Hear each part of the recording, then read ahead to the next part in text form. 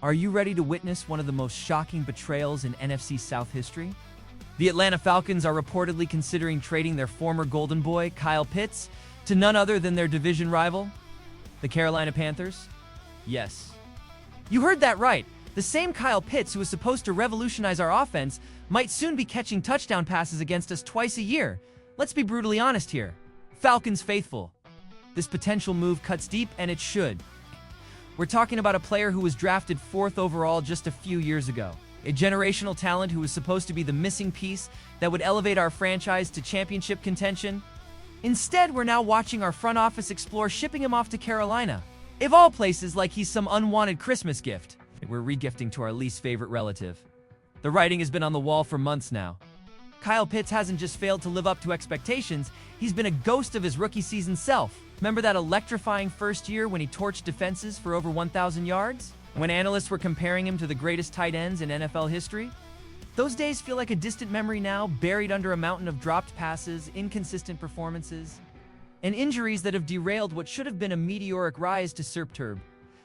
But here's what's eating at me, and it should be eating at you too. We're potentially about to hand a division rival a weapon that could come back to haunt us for years. Now, Bryce Young, despite his struggles as a rookie, is still a talented quarterback with untapped potential. Imagine Pitts finding his groove again in Carolina's system, rediscovering that magic that made him such a coveted prospect in the first place. I picture him torching our secondary twice a year while we're left wondering what could have been.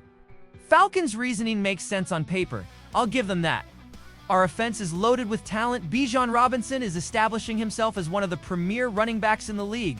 Drake London is emerging as a legitimate #1 receiver, and we've got depth at skill positions that many teams would kill for. The front office is betting that they can maximize this talent without Pitts eating up a significant chunk of the salary cap, especially with Michael Penix Jr. potentially taking over as our franchise quarterback. From a strategic standpoint, trading Pitts could provide the flexibility we desperately need. We could address glaring holes on defense, particularly in our secondary, or bolster our offensive line to better protect whoever ends up under center. The draft capital we'd receive could be instrumental in building a more well-rounded roster, one that doesn't rely so heavily on one player living up to astronomical expectations. But let's not sugarcoat this, it's also an admission of failure. The Falcons invested heavily in Pitts, not just financially, but emotionally. He was supposed to be the cornerstone of our offensive identity, the player who would define our franchise for the next decade. Trading him to a division rival sends a message that we either misjudged his talent or mismanaged his development. Neither option reflects well on our organization. The Panthers, meanwhile, are probably salivating at this opportunity. They're getting a proven talent with tremendous upside at a fraction of what it would cost to draft and develop a comparable player. Young needs weapons, and Pitts, even in his diminished state, represents exactly the kind of red zone threat that could unlock Carolina's offensive potential. What's particularly frustrating is the timing of all this. Just as we're entering what could be a pivotal season with Penix Jr. potentially taking over, we're considering removing one of his most talented targets. Yes, Pitts hasn't been consistent, but chemistry between quarterback and receiver takes time to develop. Are we giving up on that potential connection before it has a chance to flourish? The injury concerns are real and they can't be ignored. Pitts has dealt with hamstring issues and other nagging problems that have limited his availability and effectiveness. But great players overcome adversity, and the flashes of brilliance we've seen suggest that the talent is still there, just waiting for the right circumstances to emerge. This situation also raises questions about our offensive system and coaching staff. Have we been utilizing Pitts correctly? Are we asking him to do things that don't play to his strengths? Sometimes a change of scenery is exactly what a player needs to rediscover their form. And the thought of Pitts thriving in Carolina, while we struggle to replace his production, is keeping me up at night. The financial implications are significant. 2. Moving Pitts would free up substantial cap space.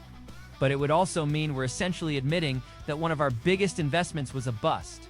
That's a tough pill to swallow for a fan base that's already endured decades of disappointment and near misses. As we stand at this crossroads, one thing is crystal clear. This decision will define the Arthur Smith era and potentially the next decade of Falcons football.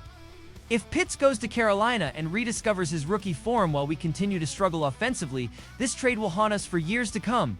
But if we can use the resources gained from his departure to build a more complete team, it might just be the move that finally gets us over the hump. The 2025 season is shaping up to be one of the most important in recent franchise history.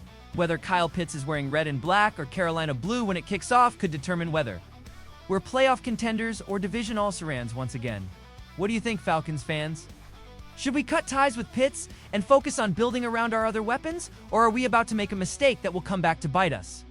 Drop your thoughts in the comments below and smash that like button if you're as conflicted about this situation as I am. This is exactly the kind of franchise-altering decision that separates championship organizations from perpetual rebuilders. And right now, I'm not sure which one we are.